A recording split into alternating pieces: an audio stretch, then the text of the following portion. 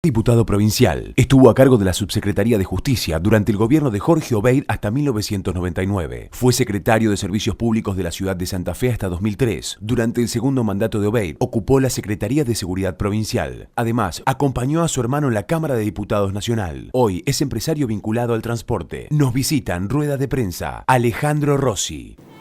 Está con nosotros Alejandro Rossi, bienvenido. Bueno, muchas gracias. Tengo un par de camperas de cuero de época universitaria que te van a gustar seguro. Bueno, alias Fratacho. Gracias por invitarme. Conocido como Fratacho, exactamente. Queda ¿Todo feo bien? eso, porque Fratacho. Quedaba simpático cuando tenía 15 años, pero ahora queda Ahora feo. ya está. Y además se ha popularizado de una manera que me da vergüenza.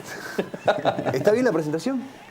Tiene un error, yo nunca ¿Cuál? fui diputado provincial. Diputado nacional. No, fui diputado nacional solamente entre 2007 ¿En el y inicio de 2011. tu carrera no fuiste diputado provincial? No. Fui secretario de Justicia 4 años del primer gobierno Obeid.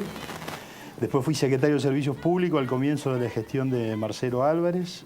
Ahí me fui un tiempo de la gestión, volví como secretario de Gobierno. Después fui secretario de Seguridad, 2 años y medio del segundo gobierno del ingeniero Obeid, y después fui diputado nacional. ¿Y hoy cómo te presentás? Como todo eso, Dirigente político. como todo eso con la palabra ex. Adelante. Pero dirigente político, empresario. No. O, por ejemplo, bueno, esta es otra cosa, hermano de. Viste que Bueno, siempre está. en general te diría que hermano de es lo que más me identifica. Después tengo una actividad ¿En privada serio? que todos ustedes conocen. Y... ¿Pero en serio es lo que más te identifica? Sí.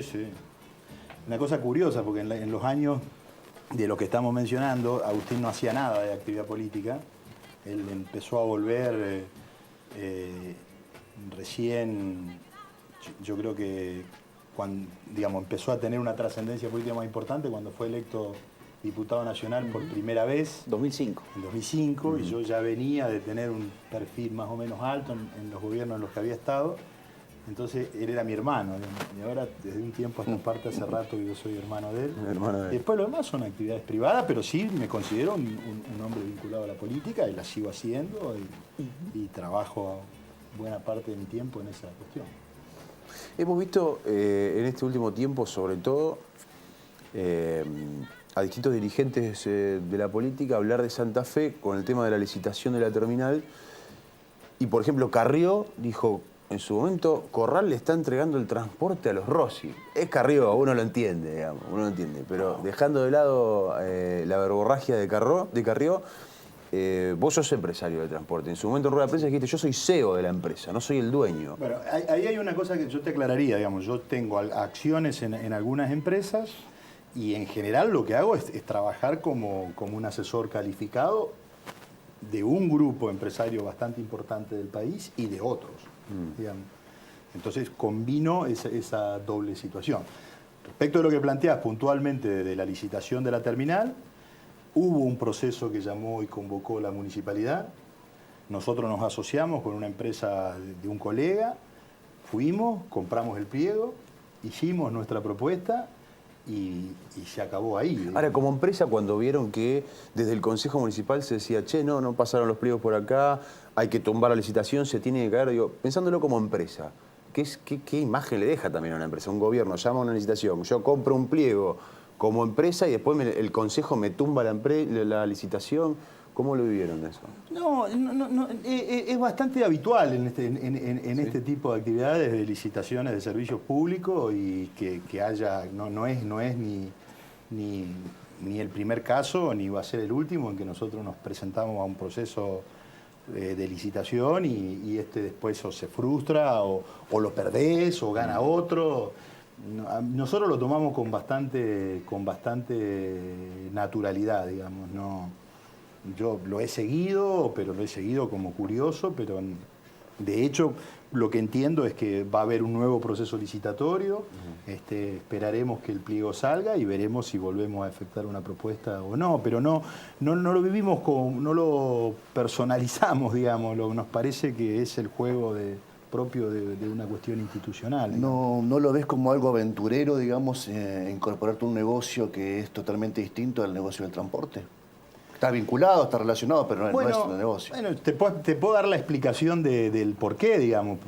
Nosotros estamos tratando de incursionar en algunos otros tipos de actividades para ampliar el portfolio de las empresas y nada más que eso.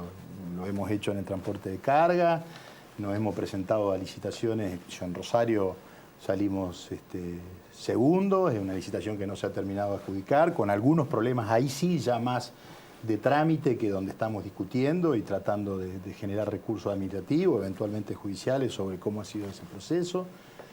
Pero la razón es estrictamente una razón de ampliar el portfolio de actividades de las empresas, en algo que en general estaba bastante vinculado. Teníamos un lindo proyecto, la verdad que el proyecto era un proyecto lindo, digamos, o sea, había una serie de obras básicas que el municipio pedía, pero nosotros habíamos pensado en desarrollar, de darle un cambio, un giro de 180 grados a lo que hoy era, que yo puedo mencionarte algunas cosas, digamos, tratar de utilizar la primer planta y la segunda planta radicando una nueva cadena de cines, modificar la estructura de los comercios que están ahí en planta baja para hacer un solo patio de comidas con mucha actividad social.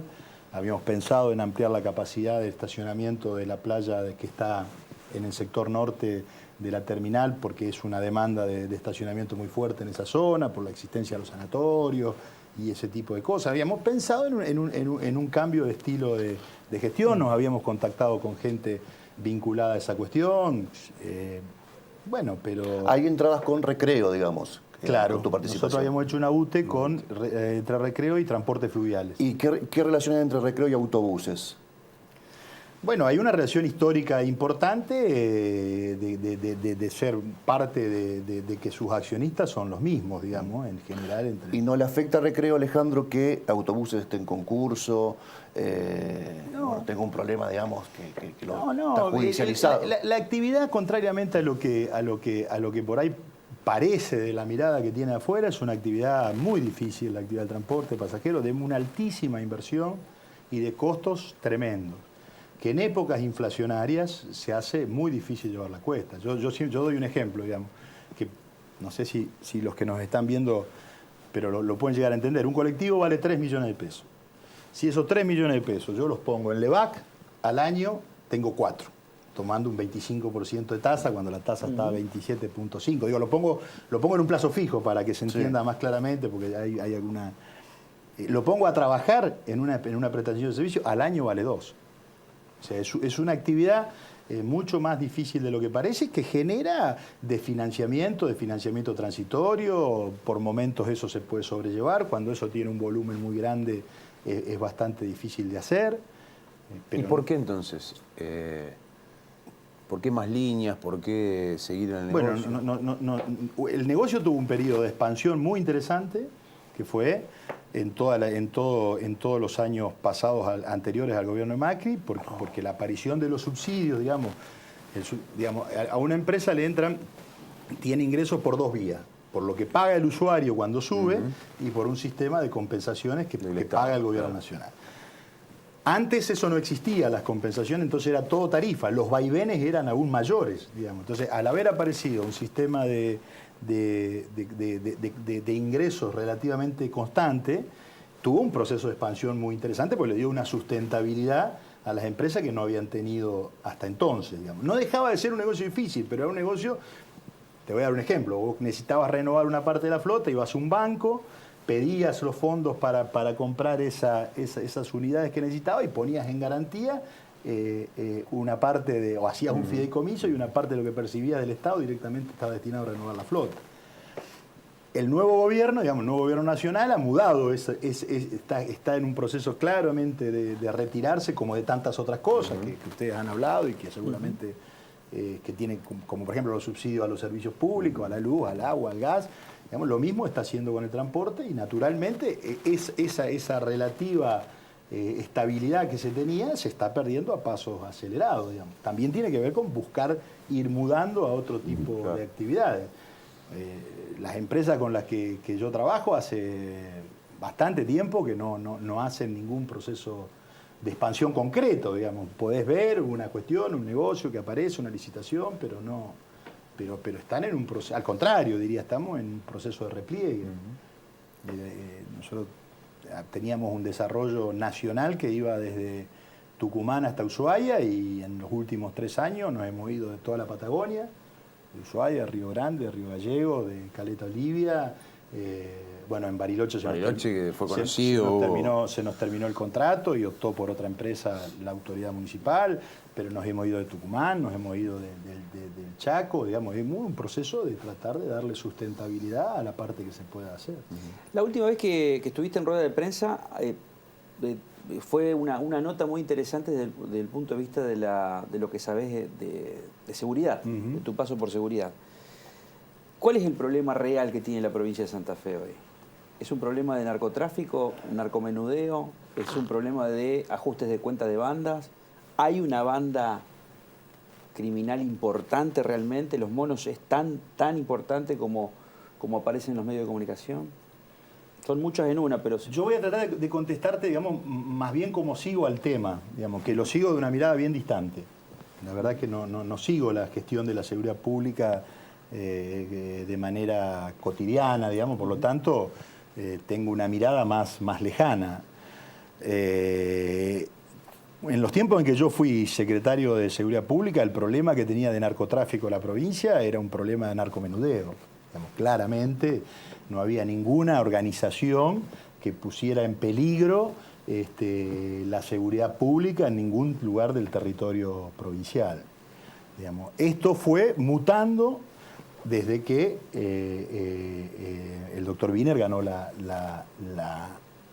gobernación y en estos 12 años que vamos a cumplir. ¿Por qué pensás que hay ese corte de la línea histórica? Yo creo que puede ser que en aquellos años nuestros se haya estado incubando, digamos, y después haya adquirido un vigor que se expresó claramente, pero es un fenómeno propio de los últimos 12 años de gobierno. La aparición de bandas, la aparición de la cosa esta tan publicitada de los monos, digamos, aparece con una fortaleza en los últimos 12 años. No existía de manera clara antes. Supongo que como todas las cuestiones debe haber un montón de razones convergentes para que este proceso se dé. Lo que sí creo es que claramente en estos años de gobierno del socialismo no ha acertado,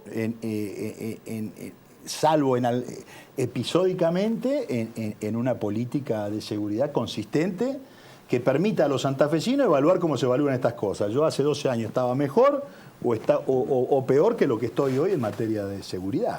Pero no crees que claramente no pensás que lo excede a la provincia, que no fue un fenómeno más como no, eso no pienso. No, yo contrariamente, digamos, creo que es un problema de responsabilidad estrictamente provincial. ¿Por qué esta situación que vive? Además tiene una policía que es antidroga, tiene delegada esa función. Pero porque es muy sencillo. Pero también ha pasado a nivel nacional, discúlpame, también ha pasado a nivel nacional que aumentaron la presencia de, sin estigmatizar, de colombianos narcos en Nordelta, de la Villa 1114 con peruanos vinculados a la venta de cocaína. También hubo un proceso de expansión a nivel nacional que coincide en este periodo histórico que señalás, 2005, 2006, 2007. Vamos, la provincia de Santa Fe está dentro de ese concierto. Claro, sí, a ver, digamos, es una cuestión de magnitudes. Digamos, yo concuerdo 100% con lo que vos estás diciendo y creo que es así, digamos. Ahora, está claro que abordar una problemática en el conurbano bonaerense, que tiene una densidad poblacional, una organización social, una estructura, es totalmente distinto que hacerlo en una ciudad como Santa Fe, que tiene 500.000 habitantes, que se parece más a un pueblo que a una gran ciudad, o hacerlo en Rosario, que si bien es una ciudad más grande, tampoco no estás ante una situación donde estas cosas que necesariamente necesitan determinadas condiciones para que se reproduzcan, estén dadas, digamos. Por eso a mí me gusta, la comparación no me parece que sea con la nación, me parece que es con Córdoba. Porque con Córdoba vos podés hacer una comparación. Gobiernos claramente opositores al gobierno nacional, tanto el cordobés como el santafesino, ciudades de calibre simétrico como Córdoba y Rosario, una provincia con una fuerte incidencia de la ruralidad en el resto del territorio, digamos, y cuando vos comparás el volumen de crimen producido en la provincia de Santa Fe contra el volumen de crimen producido en Córdoba, las diferencias son sustantivamente menor en Córdoba que en Santa Fe. Entonces, ese es el patrón de comparación. Porque si yo lo llevo a una escala mayor, me pierdo, digamos. Ahora, teniendo en cuenta que si existen muchos kioscos de venta de droga es porque hay una demanda consolidada de consumidores, ¿no? Sí. Y cuando esa demanda está consolidada, los expertos dicen que es muy difícil bajar esa demanda, ¿no? Sí. ¿Qué hacer entonces? Tenemos que marchar hacia legalizar ciertas drogas y seguir con una política criminal con otras, seguir con el paradigma de combate a las drogas al estilo, no sé, mexicano. ¿Qué harías vos en este caso, Bueno, en esta coyuntura? Yo separaría dos debates, digamos. Uno es el debate que vos podés dar en términos de qué norma prohibitiva querés tener, digamos, que es un debate de carácter parlamentario, que hay que escuchar a toda la sociedad, que me parece que es mucho más vasto que el problema de operación policial. Ese es un tema. Digamos, yo puedo ahí tener una posición particular o no. Mientras tanto, vos tenés un plexo normativo en el Código Penal que te marca actividades lícitas y actividades ilícitas. Lo que yo estoy diciendo y lo que yo sostengo es que el problema, el volumen de organización que yo miro desde esta mirada lejana de la narcocriminalidad en Rosario y en Santa Fe, no tiene ninguna densidad o no tiene una densidad lo suficientemente fuerte como para hacer tambalear el peso de un Estado provincial. Pongámoslo en número. Vamos a ponerlo en número, digamos. Sí. ¿Cuánto es el presupuesto de la provincia? Actualicémoslo, debe ser 300.000. 150.000. No, bueno, los agarré sin la fina. 150.000 me parece que... No, me parece que está por arriba, está por arriba de los 200 y pico de mil millones, más cercano a los 300 que a los 150. ¿Cuánto puede ser el volumen económico que tenga el negocio conducido por estas bandas? ¿1.000 millones? Te estoy diciendo un disparate. 1.000 millones lo dividís por 12 meses, te da 70, 80 millones de pesos, que es muchísima plata que estas bandas manejan. Mirá la densidad de lo que estamos hablando. Si todos los que se quedaron encantados con la serie Narcos Narcos sí, la historia del Chapo o de... Claro, el boom de Escobar Gaviria en Colombia se da cuando acumula un volumen de riqueza que supera el propio Estado federal nacional colombiano. Entonces acá vos tenés una cosa violenta con todas las características que tiene, pero que no tiene una penetración en el cuerpo social, en jueces, no tiene legisladores, no tiene concejales, no tiene un desarrollo que a vos no te permita decir cómo puedo generar una política eficaz de combate, que por supuesto tiene que ver con un montón de cuestiones bastante sofisticadas, información, circulación de la información, saber... O sea, vos decís que no hay una narcocultura política pero en la Argentina. No, para mí no. Yo no veo. Ahora, uno de los... No es un... A ver, yo no te lo voy a adjudicar a vos, pero uno de los pilares legislativos en aquel momento, cuando fue la pelea, sobre todo en el Congreso Nacional, que indicó con el dedo a Rosario, sobre todo, y al socialismo de narcosocialista, fue Cuervo Larroque. ¿Eso es una cuestión aislada? No, yo no me parece. Yo voy a contar por mí, digo, a mí no me parece que haya una complicidad política clara, por lo menos clara y visible, con la cuestión del crimen vinculado al comercio narco, digamos, no me parece, sinceramente no me parece, no sé por qué lo habrá dicho, esas cosas se dicen en los congresos, se dicen un montón de cosas que tienen que ver con chicana, con alguna cuestión, tampoco me parece que yo ahí vi que al ex jefe de policía el fiscal pidió una pena bastante elevada, tampoco creo que ese hecho tiña una cuestión que no se ve en superficie. Lo que me parece que ha habido es una gran incompetencia en entender el problema, en comprenderlo y en generar acciones eficaces para combatirlo. Me parece que eso sí me animo a decir con certeza que ha sido así. Y es un problema que el gobierno provincial no termina. Vos tenés la sensación que busca permanentemente encontrar excusas que lo liberen de su responsabilidad o placebos para transmitir una sensación de mayor control que una acción que termine siendo eficaz. Hoy es viernes y nos vamos a relajar un poco más. ¿Tenés tiempo de hablar? Sí, claro. Bueno, tenemos algunas cosas para pasarte. Dale. Algunas van a ser después del corte. Pero no, quería preguntarte algo que debatimos la semana pasada. No, esta semana. Agustín Rossi marca, o por lo menos según una nota en Clarín, mide bien, no solamente, es el único kirchnerista que mide bien en Capital Federal. Empezando por ahí, digamos, Capital, el territorio pro, amarillo, pintado amarillo entero, salvo cuando aparece Agustín Rossi, que tiene buena imagen, mide bien. Yo le hice una nota hace un tiempo atrás y le pregunté si había hecho domicilio, si había cambiado de domicilio. Me dijo, sí, lo cambié. ¿Por algo en particular? No, por el momento. me dijo. O sea, tiene domicilio también en Buenos Aires, o sea que es un distrito en el cual estaría habilitado para jugar en las próximas elecciones, por ejemplo. Según la nota de Clarín, si va el peronismo unificado... Yo recién me entero. que cambió de domicilio. Me acabo de enterar, te juro que no lo sabía. Pero además te juro que se lo pregunté al aire. No, Si no te me acabo de enterar. Tenía el dato, se lo pregunté al aire y me dijo, sí. Bueno, independientemente de eso, según el diario Clarín, si el peronismo va unificado, el mejor candidato, o por lo menos el que más mide hoy, es Rossi. Estamos hablando de una eventual presidencial. Sí. ¿Qué sería Alejandro Rossi si Agustín Rossi es candidato a presidente? ¿Y qué sería si además le toca ser presidente? El hermano.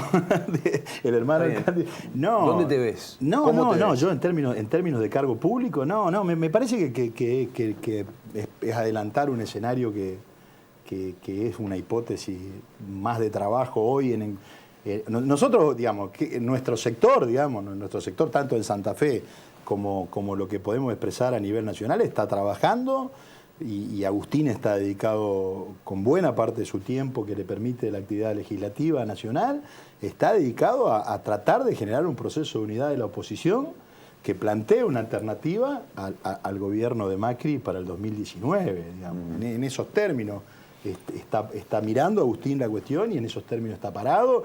Y ha efectuado un montón de actividades con el espectro ideológico más amplio posible para tratar de aglutinar una fuerza que pueda enfrentarse a Cambiemos con posibilidades de éxito del año que viene. Pero el año pasado en rueda de prensa lo lanzaste vos, Agustín, como candidato. Sí. Me tocó hacer una nota después, una semana después, y digo, su hermano hace una semana atrás, como te acabo de decir a vos, nos dijo que usted iba a ser candidato. ¿En serio dijo eso? Bueno, debo estar aplicando el teorema de ¿cómo se llama? En aquel momento... del mendocino, el teorema en aquel momento estábamos muy lejos. Entonces... Y la pregunta fue, ¿y cómo te ves vos si eres diputado nacional siendo jefe de campaña? Dijiste. No, eso sí. Si el proceso llevara a una cuestión de que nosotros podemos tener alguna posibilidad de expresar a una parte de la población en la elección presidencial, sí, yo voy a trabajar y me encanta. Y es una cosa que me encanta. Lo que pasa es que hay una condición sine qua non. Estoy trabajando, digamos, pero no... Hay una condición que ponen todos los justicialistas que no son kirchneristas. Dicen, la unidad, pero sin Cristina. Eso es una cosa rara, porque vos... quien saca casi el 40% de los votos en la provincia más grande, a mí me parece que eso está en el terreno de la ficción. Digamos, quien declara eso, lo que está diciendo es que no quiere ir con vos, digamos.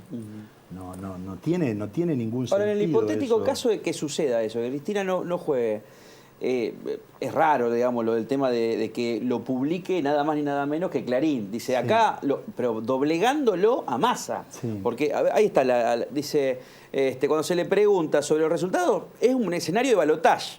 Lo que marca eso es Macri con un 34,8% y Agustín Rossi el segundo, mejor tomado por la encuesta, digamos, con el peronismo unificado con el 21,9%. Menos, o sea, menos de la mitad Sergio Massa, 10,7%, y después a la izquierda, digamos, con Nicolás del Caño. Digo, esto lo publicó Clarín esta semana, esta semana fue. Digo, ¿los toma ustedes por sorpresa esto o lo perciben en la gente?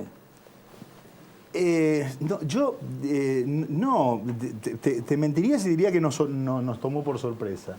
Nosotros estamos conscientes que expresamos una parte de la población que tiene una mirada distinta a la que se ha instalado en los últimos 2 años sobre el proceso anterior y que permanece con una consistencia fuerte a esas ideas, digamos, y que eso se va a expresar electoralmente.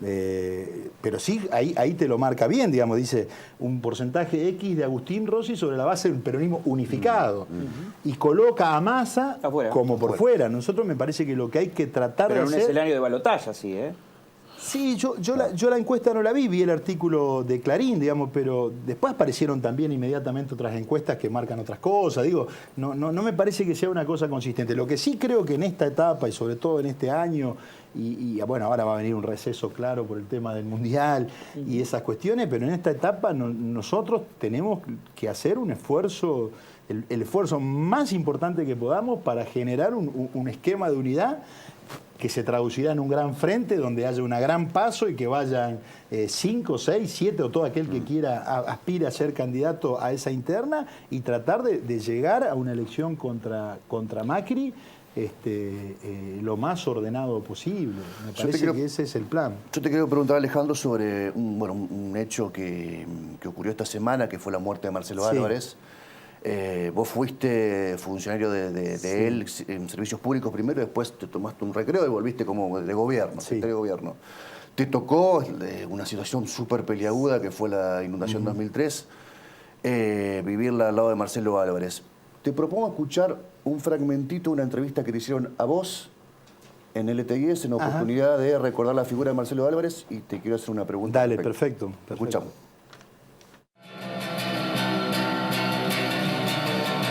Se hizo cargo de algo en que lo que no tenía absolutamente ninguna responsabilidad.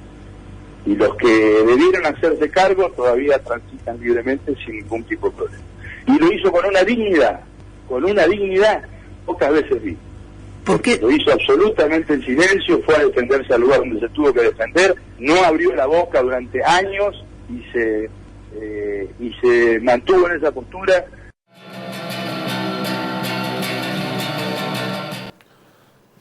Te pregunto, hay un elogio al silencio que haces ahí sobre Marcelo Álvarez. ¿No suena a pacto? Me suena un pacto. No, primero aprovecho que Esto lo dijiste vos, ¿no? Sí, aprovecho el tema para honrar la memoria de Marcelo. Yo he sido, te diría más, terminé siendo amigo de él después del 2003, 2004 en adelante. Con nosotros ha trabajado mucho tiempo, él era un arquitecto, un gran arquitecto, con una gran capacidad de trabajo en esa materia, y ha trabajado con nosotros mucho tiempo. Me refiero en obras que una empresa como con las que yo trabajo hacen permanentemente. O sea, yo lo tengo hacia la persona, tengo un reconocimiento a él en su calidad humana como persona, y lo he visto sufrir y lo he visto pasarla, no perdonarse, torturarse, castigarse en términos psicológicos, personales, sobre los hechos que le tocó vivir. ¿Y quiénes son los responsables que siguen caminando? Después lo que yo tengo es una mirada política sobre lo que pasó en aquella época. Yo tengo la sensación de que si vos vas mañana, cualquiera de nosotros, y busca en los archivos de la Municipalidad de Santa Fe, desde la creación misma como ente jurídico hasta hoy, ¿qué obras de todas las obras que se hicieron a lo largo de la historia para defender a la ciudad del proceso de inundaciones estuvo a cargo de la municipalidad? Y si en la municipalidad no tenía obligación de hacer las obras, porque algunas las hizo Terraplén Irigoyen, Vialidad Nacional, creo que en 1921, y un montón de más la hizo la provincia, la nación y todo lo demás. Él no puede ser el responsable de lo que pasó si es un problema de que no se hicieron las obras que debían haberse hecho. Esto es más allá de los días precisos en que ese fenómeno se dio, donde él estuvo obligado a asumir una cantidad de respuestas y responsabilidades que claramente excedían su responsabilidad.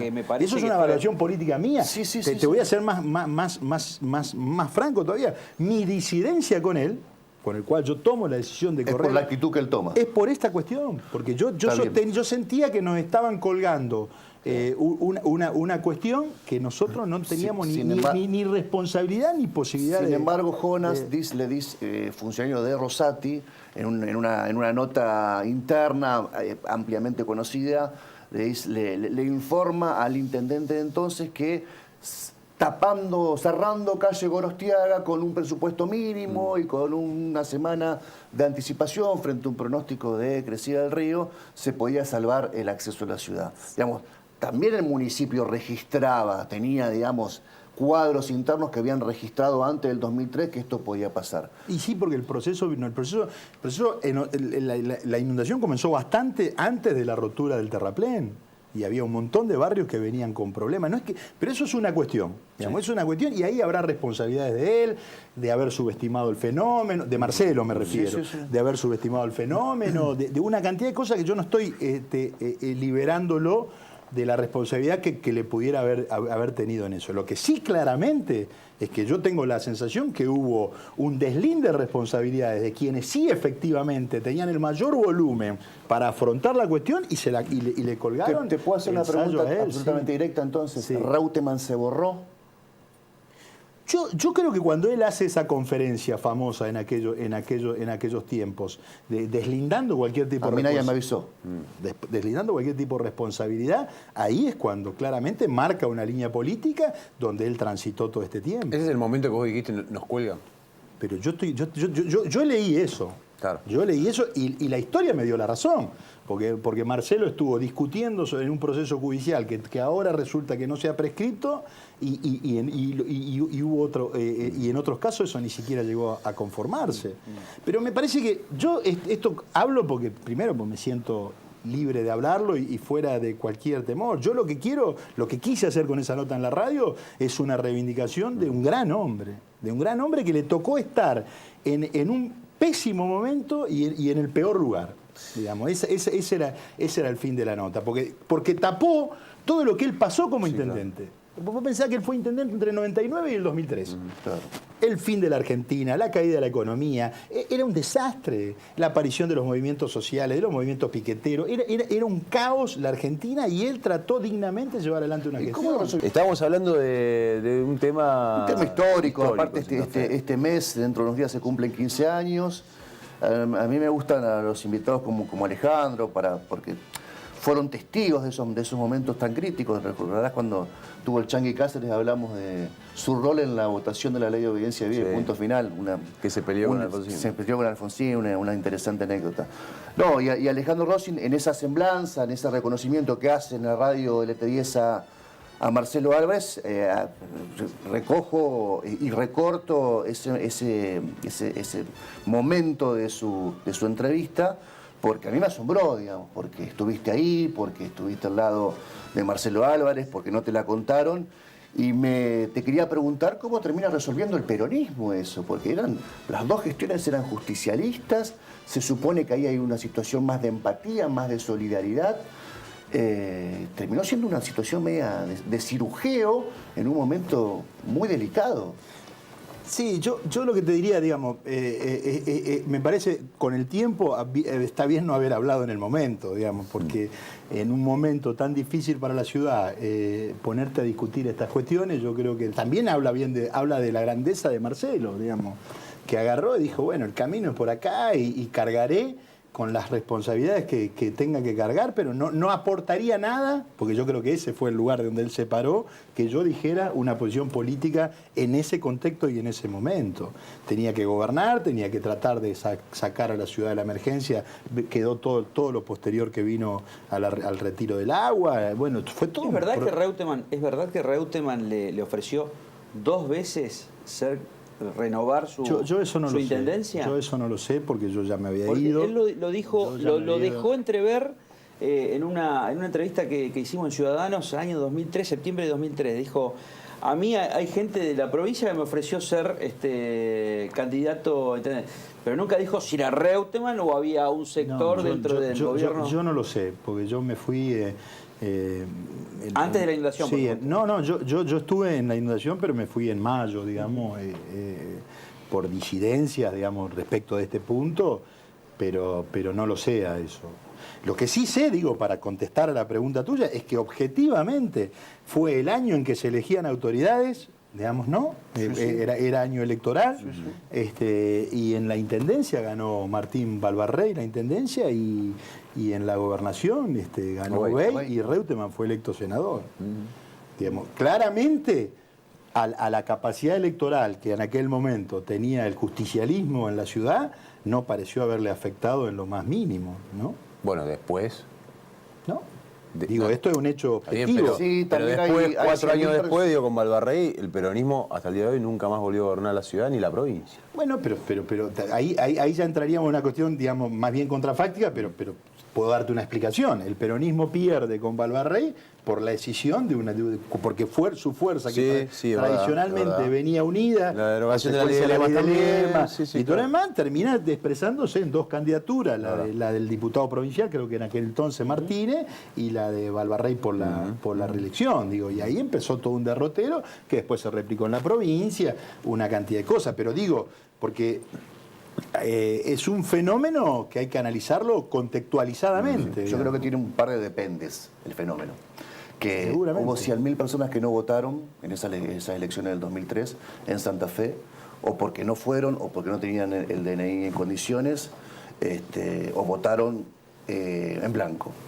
Y hubo un proceso que llevó adelante la provincia con el ente de la reconstrucción, que empezó a pagar.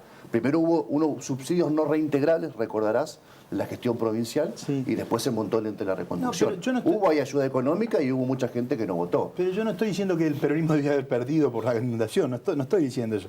Voy a hacerte una pregunta, digamos, ¿cómo si eso desarticuló la... No, por el resultado No, no. está claro, está Digamos, claro, por está el claro. resultado no lo desarticuló. Claro. Y Marcelo, que yo te insisto, yo entro en esto porque lo quise mucho, digamos, porque lo conocí, no cuando en las épocas del poder que hace que las personas tengan que jugar distintos roles, lo conocí solo, digamos, lo conocí y supe de su pena, de lo que ha sufrido sus hijos, de lo que ha sufrido su mujer, digamos, ese fue el sentido vuelvo al punto inicial de la nota de la radio. Me llamaron, me dijeron, mirá, vamos a tratar de hacer, y yo dije lo que me parecía, digamos, porque lo vi, lo conocí, estuve con él. Hace un tiempo atrás, un año, él tuvo un episodio respiratorio que vino un día a verme y me dijo, mirá Alejandro, voy a parar de laburar un poco porque me quiero ocupar de la salud. Era un fumador empedernido, le costó horrores intentar dejar de fumar, lo había logrado después de un suplicio, ya tenía a sus hijos más grandes, hay uno de sus chicos que le falta, o ya debe haberla terminado, le falta la tesis para ser arquitecto que lo ayudaba, o sea, estaba tratando todavía de remontar una vida personal, pero eso es lo que intenté hacer, y también es eso lo que puedo decir, porque de un montón de cosas que se pueden hablar, yo no fui testigo ni protagonista, digamos, así que no puedo... Hablaría por lengua larga. Sí tengo esta lectura. Vos agarrás el proceso histórico, responsabilidad de la Municipalidad de Santa Fe. Aún hoy, en materia de generación de obras de defensa para las inundaciones, la Municipalidad no hace una. O las hace la provincia o las hizo la Nación. No hace una. Ahora, recién decías que que fue quizás la ley de lema la gran solución que tuvo el justicialismo durante mucho tiempo para dirimir esas disputas. Y también marcaste, digamos, la línea que siguió, que fue siempre derrota porque el que perdía no acompañaba. ¿Qué pensás que puede cambiar? Que realmente, digamos, pensás, o sea, sos tan heroico y tenés tanta confianza o tanta esperanza de que el peronismo puede llegar a cambiar en esta provincia por eso, cuando hasta hace 48 horas Rossi Perotti, o sea, Agustín y Omar se tiraban con de todo. Así.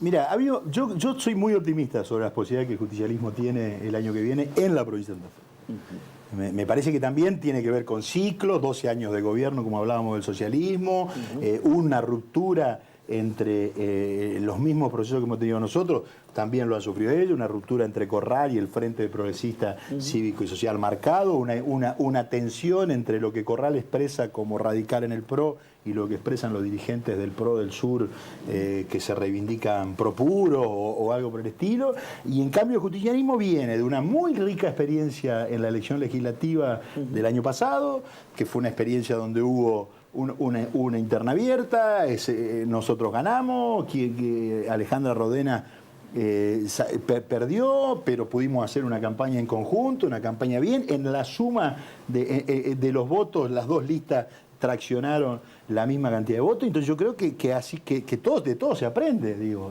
Nosotros, cuando vos permanecés 12 años con la ñata frente al vidrio, digamos, mirando el proceso que protagonizan otros en términos políticos, me parece que también genera... Yo creo que nosotros vamos a ir a unas pasos del año que viene para dirimir candidato a gobernador que van a ser con la misma seriedad y consistencia que fueron las del año pasado. Aspiro a eso, digamos, y no tiene nada que ver con que tengamos mejor o peor relación con tal o cual dirigente en un momento y en un contexto. Cuando vos llegas a un determinado tránsito en la política, las cuestiones personales son, si te enojás por cuestiones personales vinculadas a estas cosas, es porque algo has hecho mal, digamos. Yo creo que alimentan más el rumor que la realidad, el rumor político. Pero ahí tenés otro ejemplo. María Eugenia Bielsa sí tuvo algo personal con la política. Por un momento dijo, yo estoy de esta vereda y en aquel momento de aquella vereda está la corporación política. Dijo, También es un Rossi, Rubeo, están haciendo pactos pero eso es un modo con el gobierno. Eso es un modo de construcción de la política, digamos. Primero te bajo el precio para después ver cómo subo yo, digamos. Es una cuestión hasta de mercadeo, digamos, ¿no? Son técnicas que están escritas, además, vos las googleás y aparecen, ¿viste? Digamos, no hay nada, digamos. Y en un escenario como el que se avisora de crisis importante en la representación, sobre todo por el caudal de gente que se desilusiona de las promesas del gobierno Cambiemos, la no política, la antipolítica va a volver a aparecer y seguramente habrá un montón que intentarán cosechar de eso. Pero Macri tampoco... a mí me parece que hay un error cuando se lo considera a Macri como un recién llegado. Lo hablábamos con un periodista que escribió un libro sobre el camino de Macri a la presidencia. Macri tiene 12 años de política. Veterano. Y ganó todas las elecciones a las cuales se presentó. Es como que es un error considerarlo un recién llegado. No es un recién llegado. Sí. Perdió una sola que fue contra Aníbal... No, perdió con Aníbal Ibarra. Una sola. Con Aníbal Ibarra, la verdad. 2003. Claro. Una También me parece que yo miro muy interesante. Yo veo un proceso... La verdad que lo que está pasando en la Argentina y en América Latina es un proceso de cambio de paradigmas en el modo de construcción de la política increíble, digamos, increíble. Lo que está pasando, amén de cómo le vaya a afectar a uno o a otro, cuando tratás de tener una mirada lejana, es un proceso increíble, digamos, ¿no? La injerencia de los poderes judiciales en la vida política, los modos de construcción, un candidato que hace exactamente lo contrario a lo que en campaña prometió. El debate de Scioli y Macri es un debate que vale la pena ver y rever, porque dijo exactamente lo contrario que decía a los 40 días, y no por eso, digamos... y ganó las elecciones de medio término. Y ganó las elecciones de medio término, y esta idea de que vos venís de un pasado que te llevaba a Venezuela, pero yo te prometo que un futuro que nunca llega... Digamos, entonces, todos estos fenómenos, el fenómeno de redes sociales, es una cosa muy interesante como para observarlo y para verlo, con cosas que no se puede creer que sucedan en esta etapa. Digamos, vos me decís, bueno, interviene en el PJ Nacional en una maniobra, ahí no se sabe bien entre quién, bla, bla, bla, bla, y lo ponen a fulano y tal. En los 80, que el PJ... El sello PJ expresaba un arrastre electoral que la gente, como se decía, ponen el escudito, se vota. En esta época intervenía el PJ y lo ponía a Barrio Nuevo. Sí, no, bueno, pero aparte... De interventor, que además, no va a poder tomar un café, porque digamos, ¿con quién va a tomar un café Barrio Nuevo? Con Julio Bárbaro. Pero, ¿con qué dirigente? Pobre Julio Bárbaro. Pobre Julio, de Perón. ¿Con qué dirigente en serio puede sentarse a pensar que Luis Barrio Nuevo puede encabezar un proceso que lleva el peronismo a algún lado que no sea una... ¿Vos pensás que con Urtubey y con Pichetto no? Pero yo a los dos dirigentes los conozco, digamos, pero son hombres inteligentes, tanto Urtubey como Pero el peronismo Pichetto. tiene una gran capacidad para transformar un feo, sucio y malo en un rubio de ojos celestes también. Me parece que si lo que querían era consolidar un proceso de fractura en la oposición, van a obtener resultados totalmente adversos. Va a salir un proceso de unidad, porque es tan fuerte el revulsivo que te han colocado que vos estás pensando... No lo digo como pronóstico, digo, claro. Es una época donde hay cosas que se pueden hacer y hay cosas que definitivamente no se pueden hacer, porque hay mecanismos para saltarlo, para moverte, para ver. Es mi sensación, digo, ¿no? Te voy a hacer una pregunta que seguramente nunca te la hicieron. ¿Te la bancás? Sí, claro. No sé si le habrán preguntado eso. Te dejó un mensaje el bigote del chivo. A ver, dale, vamos. Lo vemos, dale.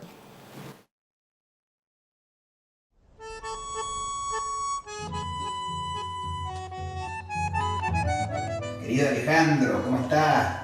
Bueno, acá una lástima que no pueda estar hoy para saludarte personalmente, pero quería decirte que te extraño mucho y que, bueno, acá te dejo un mensajito con este video que he editado para que veas lo que pienso de vos y de tu hermano Agustín. Chao, Alejandro. Un abrazo, bigote. Querido Alejandro, no, ese no.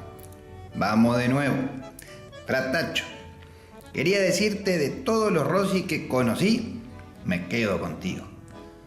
Y con Valentino con vos por aventurero, por esa sonrisa de ganador, por ser leal a tu barba, por ser de Colón y recordarle a un gallina que una vez le metimos 5. Desde que el chivo me arrancó de su cara y se la pasa imitando a Kiko, renuncié a querer hablar con él. Pensé en muchas caras para evitar, y una de esas es la tuya, Alejandro. No, ese no. También pensé en Delfina, pero pensándola bien, la iba a cagar mal. Te cuento, Alejandro, no, ese no. Para que te enteres, en esta foto se limpió la mano con la que había comido una factura en tu saco. Así de guanaco es Agustín. No me olvido que me hacías olerte el dedo. Sí, dale, hacete el dormido. Y bueno, muchachos, esto es todo. Saludos, Alejandro. Y recuerden que me tienen que llevar algunos porque si no me muero. Citroni, lléveme usted. Lléveme usted, Citroni. Por favor, Citroni. Hasta el lunes.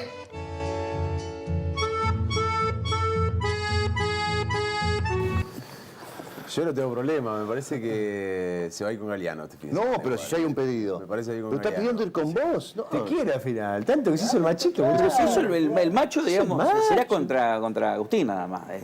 Despechado con ofendido Agustín. con Agustín, claro. No, además dice que le gustaría evitar a tu cara, dijo. O sea que tenés con bigote en lugar de Tengo barba. bigote, sí. Tengo bigote y barba de hace muchos años. Demasiado ya. ¿Te dijiste algo, Agustín, cuando se afeitó el bigote? También me enteré por la... ¿Ustedes hablan o están peleados hace días? No, hablamos de política. Sí, en los diálogos en nuestra Pero familia... bueno, no dijiste, boludo, ¿qué hiciste? ¿Te afeitaste el bigote? No, todas esas cosas, digamos, el cambio de domicilio, divorcio, todas esas cosas no integran... ¿No te la presentó? No, las fiestas navideñas nuestras son la reunión de una básica.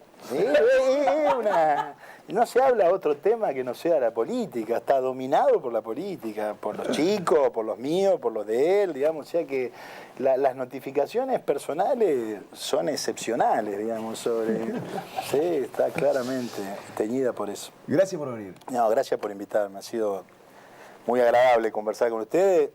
Me gusta mucho. Me gusta mucho el programa, me parece que le han dado una onda descontracturada. Yo me había quedado con el del año pasado, así que me alegro mucho que se evolucione. Es un buen entrevistado, Alejandro Rossi. No tanto como Agustín, que se agarró con Galeano la última vez. Y le dijo, ¿por qué te pones colorado? Le dijo a Galeano. Y Galeano le contestó, usted se pone colorado. Agustín le cuesta. Relajarse le cuesta. ¿Quién es en el término así de cabrón, el más loco de los Rossi? Falta Andrés, ¿no? Que es el tercer. Claro, Andrés no entraría en esa.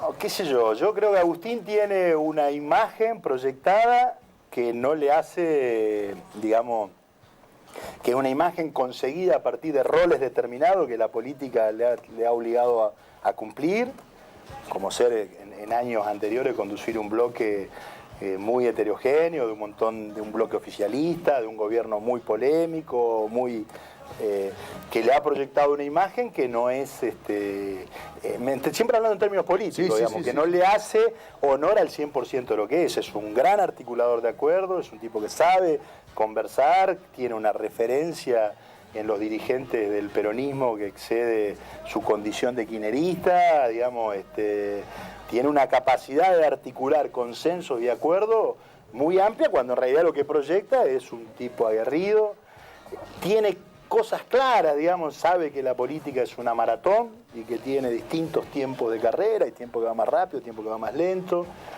Es un tipo que tiene una capacidad de percibirla en el mediano y en el largo plazo con claridad, sabe en los lugares lo que se espera, lo que tiene que hacer, y después ha sido enormemente leal a sus convicciones. Yo lo conozco en términos políticos, digamos, desde los años 80 y dice exactamente y piensa sobre la Argentina que quiere lo mismo que pensaba hace 30 años, digamos, ¿no? No ha tenido Y ahora pareciera ser que es una virtud y en otro momento parecía ser que era un defecto, consecuente, chupamedia, digamos. Entonces, bueno, eso no tiene que ver con eso. Gracias por venir. Gracias a ustedes. Queridos amigos, nos vamos. Será hasta el lunes. Pasen un muy buen fin de semana. Chao. Te tenés que llevar el bigote, de verdad.